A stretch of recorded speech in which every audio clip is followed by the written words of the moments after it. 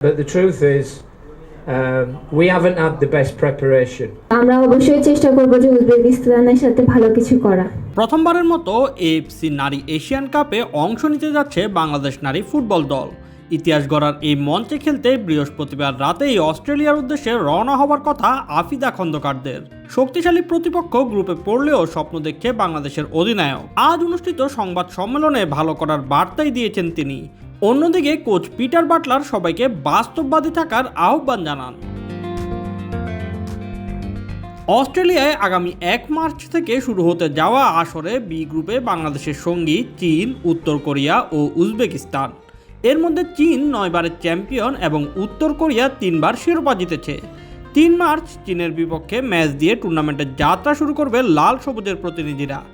Group পর্বে নিজেদের তৃতীয় ম্যাচে উজবেকিস্তানের মুখোমুখি হবে বাংলাদেশ। ওই ম্যাচ ঘিরেই মূল পরিকল্পনার কথা জানিয়েছেন অধিনায়ক আফিদা খন্দকার।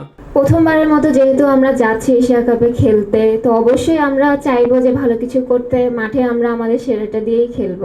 এশিয়া কাপের যে চাপটা, ওইটা চাপ নিচ্ছি না। আমরা যেভাবে সবসময় খেলি আমরা ওভাবেই খেলার চেষ্টা করব। প্রথম 2টা খেলা তো খুব হার্ড টিমের সাথেই, তো আমরা অবশ্যই চেষ্টা করব যে উজবেকিস্তানের সাথে ভালো কিছু করা। মিশন অস্ট্রেলিয়ার মতো বড় নাম দিলেও প্রস্তুতিতে ঘাটতির কথা স্বীকার করেছেন বাফুফের নারী উইংয়ের চেয়ারম্যান মাহফুজা আক্তার কিরণ। শেষ দিকে এসে কোনো আন্তর্জাতিক প্রস্তুতি ম্যাচ খেলতে পারেনি বাংলাদেশ দল।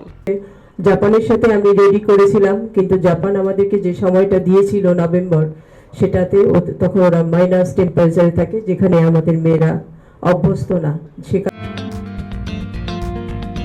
প্রস্তুতিতে পিছিয়ে থাকার বিষয়টি অকপটে স্বীকার করেছেন কোচ পিটার বাটলারও। তবে তিনি সবাইকে বাস্তববাদী হওয়ার আহ্বান জানিয়েছেন। But the truth is, we haven't had the best preparation. Listen, anybody who thinks we're going to qualify for World Cups, get in the real world. Hey, wake up and smell the roses.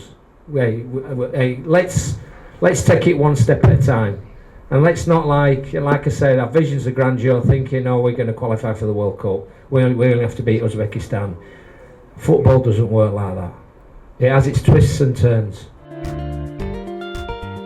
প্রথমবারের মতো মহাদেশীয় এই বড় আসরে অংশ নিতে যাওয়া বাংলাদেশের সামনে চ্যালেঞ্জ কঠিন। তবুও আত্মবিশ্বাস আর সাহসকে পুঁজি করে প্রতিদ্বন্দ্বিতাপূর্ণ পারফরম্যান্স উপহার দেওয়ার প্রত্যয় নিয়েই অস্ট্রেলিয়ার পথে পা বাড়াচ্ছে আফিদা খন্দকারের দল। Shoaib Shams, BD sports time.